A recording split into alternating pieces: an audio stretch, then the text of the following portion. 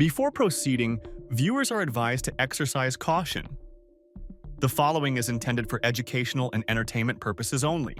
This is a verbatim reproduction of testimony in federal court in the case of Sean Diddy Combs, as reported by Inner City Press. The courtroom was filled with a tense, almost oppressive silence. Everyone was waiting. The jurors glanced at each other, the lawyers nervously shuffled papers, and the journalists held their pens and recorders at the ready. There was a feeling in the air that something was about to happen. All eyes were fixed on the door, because the main witness was Justin Bieber. When he finally appeared in the doorway, the courtroom fell completely silent. Not a sound. He walked slowly, his eyes downcast, clearly not enjoying being there. There was none of the star confidence or usual media bravado. On the contrary, he looked confused, even frightened. It was as if he had hoped until the last moment that his appearance would be canceled. But as soon as he took his seat and began to speak, the atmosphere changed dramatically. Now it was the others who were frightened. The words he spoke were, to say the least, unexpected. What had previously been rumors, speculation, and gossip suddenly became clear, articulate, and frighteningly specific. He spoke evenly, calmly, without theatrical pauses, and there was a special power in this restraint. The judge frowned. Diddy's lawyers turned pale. Someone in the courtroom coughed convulsively. If anyone had previously doubted the seriousness of the charges, there was now no doubt. Bieber had suddenly become not just a witness, but the person who had moved the case forward.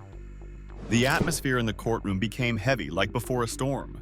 "I will definitely testify," he said quietly but firmly when asked if he was ready to speak. "And I won't even say his name. He is evil, and he will pay for this." There was a strange pause in the courtroom. The words, which sounded so simple, as if they had come from the depths of his soul, touched everyone. Justin Bieber sat upright, his voice steady, but his eyes betrayed his pain. He spoke without drama, like a man who was tired of keeping quiet. "I've lived with this shame for too long," he continued. "In a past that wouldn't let me go. It was a difficult time. I was young, too young to understand what was happening. I worked in an industry where I didn't know who to turn to. Everyone around me kept saying how much they loved me. And then, in an instant, they were gone. It was as if I had become invisible." The courtroom became quieter than a library at night. No one moved. Even the judge seemed to hold his breath. "Combs!" He finally said the name, slowly, with disgust. He threw sex parties, he called them freak-offs. He had complete control over them, he recorded everything. Everything! These freak-offs could last for several days. It wasn't just filth. It was hell disguised as glamour. When those words were spoken, even the seasoned reporters in the front row saw their hands tremble, and the room felt as if the oxygen had been turned off. Diddy's face, which had been stone cold, changed dramatically. His eyes narrowed, his jaw tightened, and his fists clenched so hard that his knuckles turned white. He was silent, but his silence spoke louder than any scream. And then a name was mentioned: Justin Bieber. It was as if someone had rung a bell. The room fell silent. Now it wasn't just Justin who was scared. Fear had spread to the other side. And it became clear to everyone. The worst was about to begin. This moment was a turning point. What had been brewing inside for a long time finally burst out. Until then, Diddy had held on. He remained silent, pretending that everything was under control, that he didn't care. But one statement was enough to shatter his composure. It happened on the second day of the trial. As soon as the hearing began, the atmosphere was already electric. And then the news broke. Justin Bieber had publicly supported Cassie. He did so openly, without any hints or half-tones. He said he believed her, that she no longer had to fight alone. And it was these words that were the last straw for Diddy. He didn't just tense up, he lost it, for the first time ever. The outburst of anger was instantaneous and uncontrollable. He jumped up from his seat and started shouting that it was all a lie, that it was a provocation. His face contorted, and he yelled something at Justin, accusing him of betrayal. No one expected such a reaction, especially from a man who had been sitting quietly, as if he were above it all. Security immediately approached, but they clearly did not expect to have to intervene so early in the day. Everything happened quickly. Shouting, movement, attempts to calm him down. And in the center of it all was Diddy, who could no longer hide how much this support had affected him. The judge, usually stern and composed, looked confused at that moment. She banged her gavel on the table and demanded order, but even her voice sounded uncertain. The courtroom fell silent again, but this time out of shock. Now no one had any doubts. The case was taking a turn that could not be dismissed. Everything that had seemed like a game of strategy and legal maneuvering had suddenly become personal. Very personal. When people ask me if I was on the path to self-destruction back then, he says, I answer without hesitation. Yes, 100%. I was walking on the edge. I don't know if I would have survived if things had continued the same way. It was one of the darkest, most painful periods of my life. He pauses for a second, as if replaying what he went through in his head. Then he continues, quieter, calmer. I'm very grateful to the people who helped me turn my life around back then. They showed me that there is another way. Through faith, through a relationship with God, through communication with real families and children. It made me think, what if I could live like that too? Without constant pain, without pretense, without that feeling that you owe everyone everything and belong to no one. He pauses. There is not a sound in the room. I am not telling you all this for show.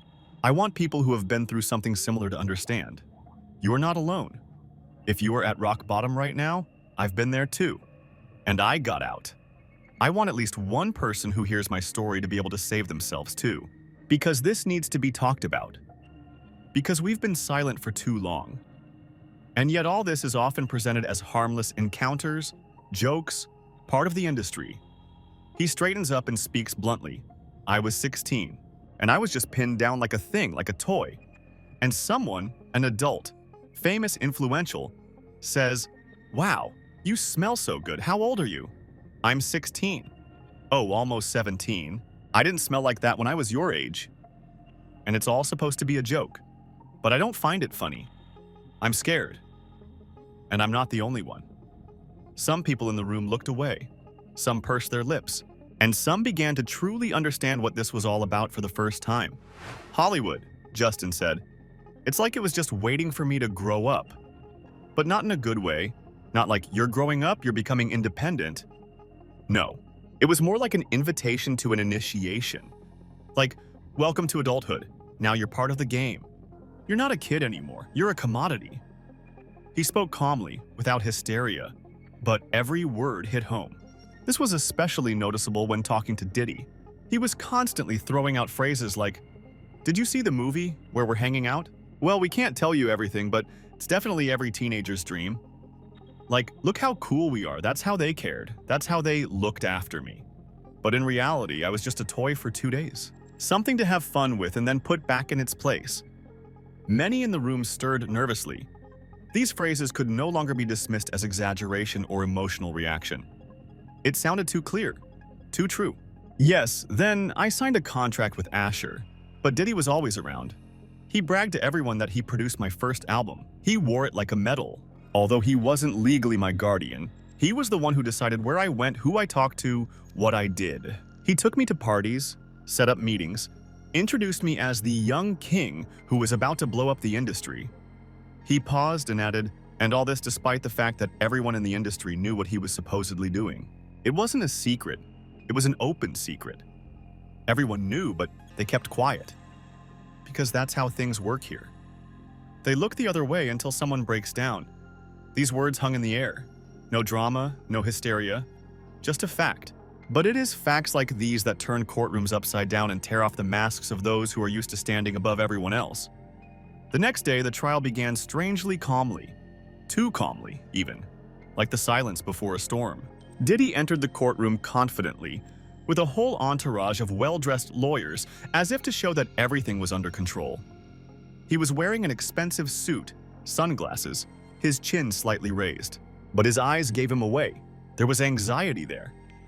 He kept looking around, not just out of curiosity, like someone who is afraid of being watched, or that something is about to happen that he is not ready for. And the security was different that day. There were noticeably more of them. Whereas before they had just been standing nearby, now they were literally standing behind him. Close, tense, as if waiting for a signal to act. It seemed like someone knew something, or at least suspected that today would not be just a continuation, but an escalation. And then Cassie appeared. The room fell silent, as if everyone had forgotten how to breathe for a second. She didn't enter like a star or a victim. There was no glitz, no black dress with a white collar, just a strict, modest outfit, but with such dignity that it made a greater impression than any designer dress. She was surrounded by friends, not lawyers or PR people, but people who looked like a living shield. They walked beside her calmly but resolutely. She was not alone. And at that moment, it became especially clear. She had support, he had bought protection. Meanwhile, Diddy, sitting at the table, was literally clutching his phone. He was feverishly flipping through something, his fingers moving quickly, his face growing darker and darker. It felt like he was reading a death sentence. At one point, one of the lawyers simply snatched the phone from him, apparently to prevent him from completely losing it. Diddy's hands began to shake. It was subtle, but those who were watching closely could see it clearly. The prosecution was also on edge. Someone was passing notes, whispering, peeking at a tablet with some important files. Their behavior gave them away. They were waiting for something. Something serious was about to happen. And it did. The judge entered the courtroom and looked at Diddy first. She didn't just glance at him, she literally pierced him with her eyes. Her face was like that of a school principal who had just been informed that the problem child was up to something again. It wasn't anger or irritation, more like stern disappointment with a hint of, "We told you so." She leaned over to her assistant, whispered a few words. He nodded and immediately left the room, clearly not just to take a walk. The phone in his hands left no doubt he was going to make a call. And all because just a few minutes earlier, Diddy had seen Justin Bieber's post online. A post that became the trigger for this whole scene. Bieber didn't just declare his support for Cassie. He went further. He started reminiscing about how it was. No embellishments, no euphemisms. He wrote that he saw with his own eyes how Diddy rudely pulled Cassie by the arm, how he interrupted her every time she tried to say something, how he talked to her at parties as if she were his property. No speculation, no rumors, just personal observations. That was enough to shake the entire structure of Diddy's confidence. Bieber's post was like a rock thrown through a window, loud, sharp, and impossible to ignore. It wasn't an anonymous source or a rumor, but the former golden boy of the industry whom everyone knew and loved. When the judge entered, she already knew. And now everything in her gaze said, "Now you explain yourselves." And everything fell apart in an instant. People in the courthouse no longer hid their phones. On the contrary, they looked at them, sent screenshots to each other, and quietly discussed what was happening. One bailiff, noticing the commotion, even reminded everyone to turn off their phones. But it was clear that many were no longer interested. Lawyers frantically printed out the post, trying to figure out how to deal with it. The jurors looked at each other, as if they themselves did not understand what was going on and what was happening with the case. And one thing was happening. Everything was starting to fall apart. Justin Bieber posted an old photo of him and Cassie smiling. At first glance, it was just a friendly photo, but if you look closely at Cassie's eyes, there was anxiety and fear. And under the photo, Bieber wrote something that turned everything upside down. He apologized for his silence, admitted that he had seen signs of abuse but didn't realize it was a pattern, constant and systematic. He said he felt disappointed in himself for not intervening sooner. And Diddy saw it. Someone showed him the screen. And in that moment, everything inside him that he had been trying to hide collapsed. His face froze, as if he had frozen. He realized that there was nothing left to hide, that the whole show was over. What had happened before seemed like child's play compared to this. That post was the last straw, after which there was no turning back. But this wasn't Justin's first attempt to share this with everyone. In 2020, Justin Bieber gave an interview to Zane Lowe on Apple Music. And that interview took on a whole new meaning, especially when you look at what's happening now. In his conversation with Zane, Justin talked about a young Billie Eilish, who was just starting her career at the time. But what really caught people's attention was how he talked about her, with a sincerity and concern that was unusual for a public figure. He said he wanted to protect her, that he didn't want her to end up in the same trap he once found himself in. Justin said that when he first started out in the music industry, he was too young and confused. He didn't know who he could trust, who was really there for him, and who was just a mask hiding selfishness or even danger. Many who seemed close suddenly disappeared when he faced problems and dangers. He was alone in a big, cruel, and ruthless system. It was a period when he lived in constant fear and shame, when he felt like a toy in the hands of people who were not to be trusted. In an interview, Justin cautiously said that he didn't want to put pressure on Billie Eilish, but he wanted her to know that if something went wrong, if danger arose, he would be there to support her. His voice and words conveyed more than just concern. There was real pain and a desire to warn someone not to repeat his mistakes. Looking back now, and remembering how Bieber recently posted a message indirectly supporting Cassie, Diddy's ex-girlfriend, it becomes clear that there was a hidden story behind his words in the interview. Justin's post is not just support. It is the cry of a man who has gone through terrible trials and now wants the truth to come out. And that's when everything started to unravel. After the post, a real storm broke out in court, exposing many secrets and bringing painful memories to light. That's why the atmosphere around the court became so tense, and many events now take on new meaning when you know the backstory. As soon as Diddy saw Justin Bieber's post right in the courtroom, something almost physical happened. It was as if something inside him had cracked. At first, he just froze, paralyzed, his eyes wide open as if trying to comprehend what he had just seen. His lips parted slightly, but no words came out. It was a moment of shock. Gradually, his face began to change, as if a storm of emotions was sweeping across it. His eyebrows shot up, and this movement conveyed not just surprise, but a deep sense of betrayal, as if he had been struck right in the heart. Then, a spark of malice flashed in his eyes. It was not ordinary irritation, but real, wild rage breaking out from within. His nostrils flared like those of an enraged animal, and his jaw muscles tensed so much that it seemed as if he was about to grind his teeth to a crunch. A woman sitting in the third row later said that she saw Diddy's hands start to shake as he tried to hold the papers handed to him by his lawyer, but they literally slipped out of his fingers and fell to the floor. It seemed as if the entire courtroom was plunged into silence. People looked at each other, sensing that something was about to explode. Suddenly, Diddy jumped up from his seat. It wasn't just the movement of an irritated person. It was like a flash, a moment when emotions overwhelm you and you can no longer control them. His security team reacted immediately. One of the guards instantly jumped towards him, ready to stop any attempt to lose control, and it was clear that the guard knew exactly what to do in such a situation. Diddy said sharply, his voice hoarse, "After everything I've done for this boy, loyalty means nothing anymore." His words sounded like an accusation and a threat at the same time, as if he was trying to convey that he had been betrayed in the dirtiest way possible, and now he didn't care what the consequences would be. His lawyer, noticing that the situation was getting out of hand, immediately grabbed Diddy by the arm and tried to pull him back to his seat to avoid an open conflict in court. The tension grew with every passing second. Diddy's face looked like a taut string. The veins in his neck were visible to the naked eye. His facial muscles were tense to the limit. His jaw was clenched so tightly that it looked like it was about to crack, and his eyes flashed with a mixture of anger and despair.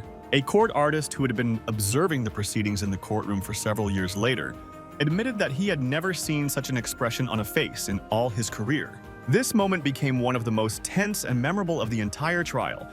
It was as if a cold wave of rage and despair swept through the courtroom, forcing everyone present to feel the depth of the conflict that was unfolding, not just between people, but between entire worlds and destinies. The prosecutor quietly nodded to his assistant, and she discreetly left the courtroom. It later emerged that she had been called away urgently. A new witness had arrived, and it was decided to call him in immediately to turn the case around. At that moment, the security around the courtroom also began to change. Some crouched closer to Diddy, others quietly unfastened something from their belts, and all this created a feeling of growing tension, as if something was about to explode. Diddy himself, who had seemed so confident and collected that morning, suddenly became a completely different person. He began to fidget, tugging at his tie as if trying to free himself from some internal pressure. He rubbed his face with his hand, trying to pull himself together, but his nervousness was obvious. At one point, he slammed his fist on the table, knocking over a glass of water which shattered on the floor, the sound of breaking glass echoing throughout the room. Then, quietly but loud enough for everyone sitting nearby to hear, Diddy said, "I'll make sure he never works in this city again. None of them." His voice was cold and threatening, and his words were filled with a determination that sent a chill down everyone's spine. The lawyer immediately put his arms around Diddy's shoulders, trying to restrain and calm him down. Noticing the heated atmosphere, the judge quickly announced a 15-minute recess to prevent the situation from getting out of hand. But the break only exacerbated the tension. Diddy did not calm down. On the contrary, he continued to seethe with anger and inner tension, while his team of lawyers looked as if they were desperately searching for a way to calm their client down and prevent him from losing control. At the most tense moment, Cassie entered the courtroom. She walked with her head held high, not at all like the frightened girl who had appeared at the beginning of the trial. There was no fear, no timid glances, no doubts. She seemed like a different person, strong and determined. She didn't look at Diddy or his entourage, focusing only on what she had to say. Her voice was clear and confident without the slightest tremor. What she said matched what Justin Bieber had described in his post: stalking, control, and constant threats that had destroyed her life. The prosecutors began to present evidence, and the courtroom seemed to freeze in anticipation. The first piece of evidence was correspondence. Messages from Diddy to Cassie, which were a veritable flood. 17 messages in a row, each demanding an immediate response, with questions like, "Where are you?" and "Who are you with?" One message stood out in particular. "I need to know where you are every minute. This is a condition if you want to keep your career." The courtroom was gripped by a cold tension. These words sounded like a real prison that kept her chained. Then Cassie testified about how Diddy forbade her from talking to any men in the industry without him being present. Justin Bieber was on that list. She recalled how he once squeezed her hand in public and whispered that she would regret it if she dared to continue. At that moment, everyone in the courtroom understood that these were not just empty threats. This was real power built on fear and control. The prosecutor did not let up. After the text appeared on the screen, a video from the hotel was shown. Footage of Cassie simply talking to another artist while Diddy abruptly interrupts, cutting her off as if trying to take control. He looks powerful and cold, as if to show that he is in charge. The camera seems to capture his every movement, every word that restricts her freedom. The entire room seemed to come alive when the video was shown. It felt as if Cassie's words weren't just being spoken, but were becoming reality right before everyone's eyes. Even those who had previously been skeptical could no longer deny it. These weren't just rumors or speculation. This was proof of real pressure and control. The atmosphere became tense, almost palpable, as if the air in the room had become thicker, and everyone understood that the story was coming to its logical and painful conclusion. She spoke with such clarity and detail that no one could doubt her words. She gave specific dates, places, and events, as if she were replaying a movie in her mind, where every episode was timed to the second. Diddy's lawyers, visibly flustered, frantically shuffled through their notes, trying to find even the slightest contradiction or refutation, but their attempts seemed increasingly hopeless. She admitted that fear had previously kept many people silent. People were afraid to speak out because they knew that if they dared to tell the truth, they could lose their jobs and support in the industry forever. Silence was like an unwritten law, and she herself had been afraid to break it for a long time. But after Justin Bieber publicly supported her in a post, the situation began to change. Her lawyers were approached by others who were also ready to tell the truth, no longer afraid of the consequences. And then she said something that made the entire room fall silent with tension. "He told me that no one would believe my story, that he was the man who decided who would work in this industry and who wouldn't. I saw him on the phone destroying the careers of people who tried to stand up to him." Her voice was filled not only with pain and fear, but also with deep conviction. She knew she was telling the truth. It was an accusation that not only touched the soul, but could destroy someone's reputation and change the course of the trial.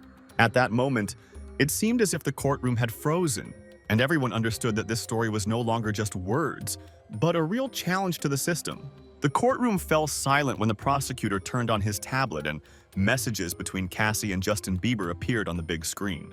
The jurors stared intently at every line, some holding back tears, others carefully underlining words as if preparing to return to them later. It was clear that these messages were touching them deeply. Cassie wrote, "He's watching everything." It sounded like a confession filled with fear and despair. Bieber's response was no less disturbing. "If I talk to anyone, he'll make sure I never work again. This isn't normal. You need to talk to someone." These words revealed not just pressure, but a real threat that was holding them captive. At that moment, Diddy suddenly stood up. His chair scraped against the floor as he moved abruptly, his face instantly red with anger. He shouted that it was all a lie, but his voice cracked with rage and confusion. Trying to restrain himself, he even pushed his lawyer, who was trying to gently hold him back. It was almost like a loss of control that was impossible to hide. The entire room could feel the tension reaching a breaking point. Diddy's emotional outburst spoke louder than words. It was the moment when the mask of calm cracked, and he showed that he was not ready to accept what was beginning to surface. The faces of the jury and those present showed a mixture of surprise, anxiety, and a growing realization that the case was taking a new turn and that much remained to be discovered.